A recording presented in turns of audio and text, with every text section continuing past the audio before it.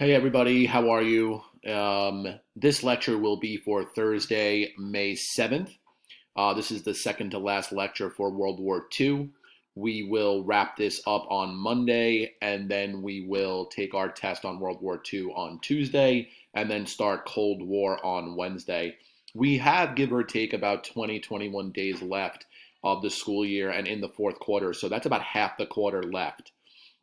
So what you can expect is a Cold War unit, and then what I typically do is we kind of pick up the pace as we get from 1960 onward, because we are, at a race towards the end of the year. And even though we're not taking a final or a regents, we still will be looking to get to the end of the curriculum by the last day of school, which I believe on the calendar is June 11th, which is a Thursday. I don't know if they pushed that to June 12th now that the school finals are not starting on the 12th, but we'll check on that and figure that out. Um, so we're shifting focus a little bit today. We're leaving Europe and the Pacific, and we're going to talk about the American home front during World War II. All right, and we've already discussed about the gross national product war, meaning the country that could produce the most at the fastest pace in the best quality. All right, was going to win this war, and America is uniquely positioned to be able to do that because of our industrialization prowess, our mechanization abilities, our technologies, our assembly line, our workforce. We have had practice for decades now of being an industrial-based workforce. So war is right up our alley. We can easily stop making cars and start making tanks. That's not something that's very hard to do. Okay, so what we need in times of war is mobilization effort, which kind of means like a coming together, a movement of resources. So thinking and planning at the top, and then movement of resources towards the middle and the bottom to be able to kind of coordinate the entire thing. Now, remember, FDR is about getting people back to work, obviously winning the war, and making the federal government significantly bigger, which kind of helped accomplish some of his other goals. So we are going to see a huge increase in the role and the size of the federal government as he creates new agencies to control all aspects of the war effort. So more departments, more layers of bureaucracy. Some could argue that it's swamp. Others would argue that it was necessary because it was a time of war. I think we could kind of play both sides and say, yes, we needed it then. I'm not so sure we need all of the different departments now. And this has just grown and grown since these days as well. Every war, every crisis has made the federal government bigger because they've had to do more. And typically when a government gets bigger, it usually doesn't get much smaller after that. So the number of federal workers is going to balloon fourfold from 1 million to 4 million people. Okay, so again, the idea that the war helped us get out of the Great Depression. Look at these numbers. It pushed the unemployment rate down from 14% in 1940, which we talked about. That was that initial 10% drop from 1932 to 2% by 1943. All right, so the idea that the private sector was hiring all those people, it doesn't tell the whole story. A lot of these jobs are federal government-based jobs, making the government bigger, stronger, and justifying it by saying we need it because of the war. Now, Michigan's auto factories now produce trucks and tanks and Jeeps for the Army rather than cars. You have a Great Depression, you have a war going on. Car buying is lower, it's not as needed. But trucks, tanks, Jeeps, those are needed for the Army. So if you can make a car, you can make a truck, a tank, and a Jeep. It keeps people employed. It keeps the factory making money. It helps the country. It helps the soldiers. It's sort of a win-win-win for everybody. Now, you've heard a lot recently about the Defense of Production Act and President Trump and the administration enacting it. And I'm sure there'll be all sorts of controversy over whether it was enacted soon enough or vast enough, but that's a debate for another day. That's the idea of GM or Ford, instead of making cars, making ventilators. Okay? Now, who has the right to tell them to stop making cars and making ventilators? The Defense of Production Act gave the executive branch of government authority during a crisis or a war to be able to kind of change the modes of production to suit whatever it was that they needed. Now, I haven't heard much about this in the last couple of weeks, so I don't know exactly how many ventilators were made. Are they still making ventilators? And really where that has gone.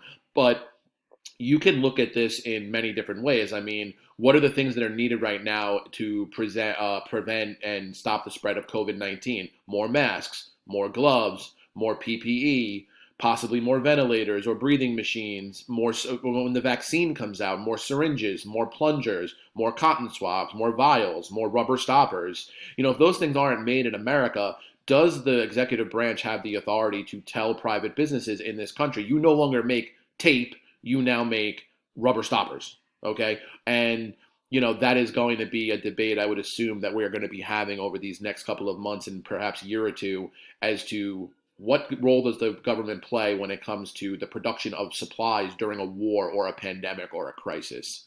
By 1944, American factories produced a ship every day and a plane every 5 minutes, okay? So they go up, they get shot down, you send another one up. It's wave after wave after wave. Now, the Japanese were doing that in terms of men. They would just keep sending men into the war. We kept sending men with machines into the war over and over and over again until we kind of outnumbered in resources the enemy. The gross national product went from 91 billion to 214 billion during the war. Okay, that's more than double. So again, part of the getting out of the Great Depression, the unemployment rate bottoming out, the GNP going sky high, all because we're producing so much and there's so much need for labor in the country. And the federal government expenditures amounted to twice the combined total of the previous 150 years. So there it is, right? In a 4-year period, the federal government spent more money than they had in the first 150 years of their existence. Now, that is one way to look at it. You can always argue the other side. It's a time of war. The machinery was more sophisticated and expensive. Labor they had to pay more for because they were more skilled, and it was during a time of war, so they were more needed. But it just goes to show that the government is huge and expanding and spending tons and tons of money. The government marketed billions in war bonds, increased taxes, began withholding taxes from weekly paychecks. So if any of you work on the books and you see that if you make $15 an hour and you work 40 hours a week, all right, you don't get $600 at the end of the week. You have to pay Social Security tax, you have to pay withholding tax, and that money goes directly to the federal government for them to be able to support whatever it is that they need to do. War bonds, you guys remember those from World War I. They're basically debt issuances where government says we need money to wage this war and to win and to, remain America, and we want money from you as an investment. So invest in us as a government, and we will win this war for you, and you will get paid back over time with interest. Before the war, only the wealthiest 4 million people paid any income tax at all. Everybody else's money was not federally taxed. By 1945, more than 40 million paid. And the numbers today, they're over 100 million in terms of households that pay federal income tax. It's close to everybody, probably 80% of people pay some sort of federal income tax based on the money that they make during the year. Now, big business in World War II. The war brings in big-time changes and revenue for American business, the bulk of it for largest corporations. Largest corporations had factories of scale. They had the machinery. They had all the parts in place to be able to kick up production quickly. So it makes sense that it's not going to be a small business-centric sort of involvement with the federal government. It's going to be on the larger business side.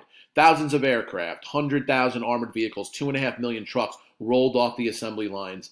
The government sponsored scientific research for synthetic rubber, radar, jet engines, and early computers. Okay? Synthetic rubber is a natural resource, all right? And you needed it for all of these different kinds of machines or vehicles that you were using during the war. If we ran out, we would need another way to get it. Radar, I think a lot of you know what that means. It's the ability to kind of see and pick up other aircraft and naval vessels.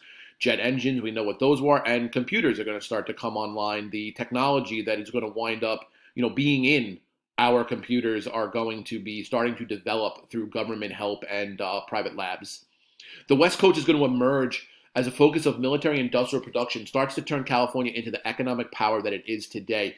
A lot of people think of Hollywood and wine in terms of the two major industries that happen in California, but defense production is gigantic out there. And California on itself as its own country would be the sixth largest economy in the entire world. New York would probably be somewhere in the 10 to 15 range as their own country. So you're putting two of those powerhouse states together in the United States of America. I'm sure Texas is up there as well, in terms of how much they can produce out of one state. And listen, they have the benefits of being extremely big, but that's a major, major change in the California economy and really helps to solidify and put them on the map as a major, major power state. Time for American business to get back into the good graces of public after the Great Depression. So there's the PR part of this, right? The American people lost their faith in business because of the Great Depression, the speculation, the banks, the aggressive methods, the conspicuous consumerism, the pumping up of advertising and propaganda. But now Ford and GM, that we're looking at bait and switches to baiting you into buying a car in the 1920s. Now they're producing a tank that might keep you free. It might preserve the Declaration of Independence and the Constitution. So big business is going to partner with the government here in getting back into the good graces of the people through positive press and doing things that it can help everybody, that it wasn't just about money. It was also about preserving the American way of life for everybody. So just some of the assembly line here, making tanks. All right, again, the assembly line workers that are working on the tanks here in the factories in Michigan. Now, labor in wartime. The labor movement makes gains during World War II. It shouldn't be a shock to anybody.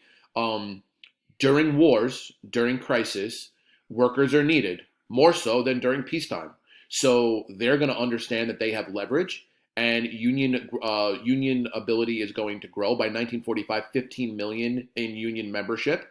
It's a three-sided arrangement between the government, business, and labor, allowing union membership to soar. So whereas government was typically mostly on the sidelines in the battle between business and labor, now the government is in charge of this war. They can't have business and labor at each other's throats. They can't have businesses firing people and not paying benefits and not hiring people. They need them to work with labor. And labor people, workers, the government can't afford to have them striking. So whatever they need to do to make everybody happy in order to produce, that is what they are going to do. So they step in more than ever, and the worker is going to gain as a result of this. You have to keep labor and business getting along to keep the pace of industry up, because if you are in a gross national product war where the biggest and best producer will win, then you cannot risk there being labor unrest.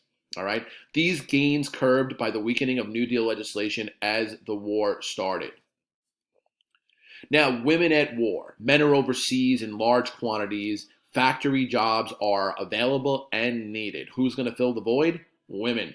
So women power out in full force, filling jobs vacated by the men going to war, which brought all new kinds of opportunities for them. Number one, they're out of the house, away from the family, earning a living. Number two, they're showing exactly what they can do, how smart they are, how strong they are, how able to work for people they are.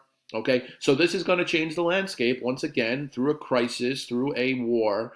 Different people are going to be allowed to have different opportunities and take on more and more stronger roles. Hollywood's going to pick it up and run with it, showing the glorified independent woman. So the glorified independent woman of the 1920s was the socialite, out on the town, partying, smoking, drinking, short hair, short dress, things like that. But now Hollywood, the glorified independent woman, is going to be the one in overalls, who's rolling up her sleeves, who's flexing her muscles, who's taking charge on the factory floor. And Rosie the Riveter is going to be the key piece of propaganda, if you will, that's going to come out of the war effort for women. It's going to kind of embody the spirit and the power of the female worker in the industrial workforce. All right, depicted as muscular and self-reliant. By 1944, women were making up 1/3 of the labor force, and 350,000 served in auxiliary military units. So they don't want to be left out of this push for American greatness. They want to be a part of it. They want to have a purpose.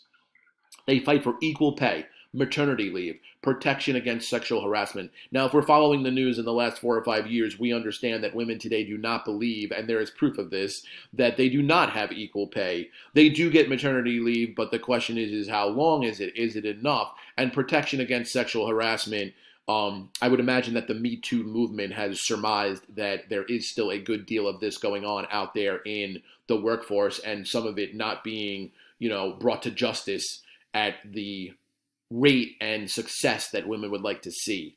Married women in the 30s working outnumber single young women for the first time. So remember, it isn't just women who were single, it's women that are already in families, who have children, whose husbands might be overseas. They are going to enter the workforce to not only help support the family, but also help support the country. And this is the famous Rosie the Riveter, propaganda or advertisement piece. And this is a rallying call for women to do the same thing, to roll up your sleeves and go get it. And let's check out this video because Rosie actually just passed away in March of 2020. I'm going to try to put this on the full screen. In the sprawling aircraft factories on the West Coast, teams of women flush the rivets that hold together the aluminum skin on the wing of a B-24. Her image embodied the can-do spirit of America during the Second World War and the women who stepped in to build the tanks, ships, and airplanes that would lead the Allies to victory. Rosie the Riveter was based on the very real Rosalind Walter, who died in Manhattan this week at the age of 95. She was just 19 when she volunteered to take a job on the night shift of a Connecticut assembly line. It was a graveyard shift. It was 6:30 at night, 5:30 in the morning, with 2 10-minute breaks and a half hour for dinner. It was a very tough shift. She might have toiled in anonymity, but in 1942, Walter was profiled in a local newspaper article, and that inspired songwriters Red Evans and John Jacob Loeb to pen the tune Rosie the Riveter, which became a big radio hit. She's making history, working for victory, Rosie the Riveter. The inspiring tune and story put Rosie on recruiting posters, portrayed by different models, but always with the rolled-up sleeves and headscarf that became her trademark. After the war, Walter found other ways to make the world a better place, so she devoted her attention and her family's fortune to an emerging form of education, public television, becoming one of the main benefactors of PBS. She was the biggest funder in the history of PBS. She had the soul of a producer. She was really smart. She had a nose for talent. She understood stories. She had a real passion for quality. And yet she was incredibly humble. Over the years, Walter's contributions financed countless programs, including great performances, American Masters, and the acclaimed documentaries of filmmaker Ken Burns. She was very proud of what she did during the war and very proud of the sacrifices she made. And though when you asked her how demanding it was, she would be a little humble. And if you knew she was Rosie the Riveter, she would tell you, but she would never boast about it. And consider this: so she was the daughter of the dean of Long Island University and the president of a pharma company, which was the precursor to Bristol Myers Squibb. But here she was working on a factory line and a member of, the elite. She went on to help, children in schools, disadvantaged children. She helped wildlife causes and open spaces. We have to thank for her. She had the soul of a producer. She did. I love it. In the sprawling aircraft factories on the West Coast. Okay. So last slide here, Economic Bill of Rights. So FDR is going to suggest an Economic Bill of Rights, which restricts the power of government to protect individual liberty. FDR wants to expand power to secure full employment, adequate income, Medicare, medical care, education, and a decent home for all. So, this is, liberal handbook 101. This is the 1940s version of AOC, if you will, and the Green New Deal. This is everybody should have a job. Everybody should have a home. Adequate income for everybody. So the example of minimum wages, definitely, all right? Medical care for everyone. We don't have some of these things today. We don't have education for all. We don't have decent homes for all. We don't have adequate incomes for all. We don't have Medicare for all. And we don't have employment for all, okay? So this was, you float this agenda today and you're called a wacky liberal lefty. He was doing it then. And I'm going to assume that he didn't want to go back down the pathway that they already had, Gilded Age, into monopolies, into a lot of labor strife, into laissez-faire economics that in his mind put us into the Great Depression. We're starting to come out of this war. We're getting towards the end of it. He wants to make sure, especially, that the veterans that come home are going to be well taken care of. Now, FDR is sick by this time. He's dealing with the war. He doesn't talk about this much in the election of 1944 because Congress will fight it. Congress has started to turn back into Republican hands. He knows that the shifts are coming. The winds have shifted and things are starting to move against him a little bit in terms of the economy. Nobody wants to hear about decent homes for all when the unemployment rate is 2%. It's on the person to get a better job to be able to afford that better home, not for the government to help provide it for them. All right. So he doesn't camp. It's out there as an idea, as a platform agenda item, but it's not going to push it very hard. We're also in the war, so people during a war don't want to hear about all of these social issues. But they do pass the GI Bill with many of the same goals for returning servicemen, one of the most far-reaching pieces of social legislation in history. Now, look around you on Long Island. These towns exist because of the GI Bill. This is where many, many World War II veterans came out to live after the war and the rise of the suburbs and the Levitt houses and the different communities on Long Island. The money that was given or able to be lent to former service members to go get college educations, to go and buy houses with cheaper mortgage rates, that is what allowed Long Island to exist. That is very much in the DNA of our roots here in Long Island, is the GI Bill. So many working and middle class people did not go to college at that time. It's very different than today. So the ability to give a low cost loan or a free college education to a service member coming back, it was looked at as well deserved. Nobody was going to say that the service member was undesirable. Okay, so if you're a person in society today and they want to give you a house and an education, a lot of people will say, well, they're just lazy. They should go do it themselves. But if you were willing to go over to Europe or the Pacific and see all those atrocities and literally pick up a gun, be willing to die and fight for your country, then you were owed something. So it's sort of a scaled down version of FDR's Economic Bill of Rights. By 1946, more than 1 million veterans are in college, half the total of veterans that were back. More than 4 million received mortgages, which spurred the suburbs. And we'll talk more about this when we get towards the 1950s and the rise of suburbia. All right, I hope you guys are doing well. I'm going to cut it there. This will be posted on Ed Puzzle for Thursday, May 7th. And I will talk to you guys soon. Later.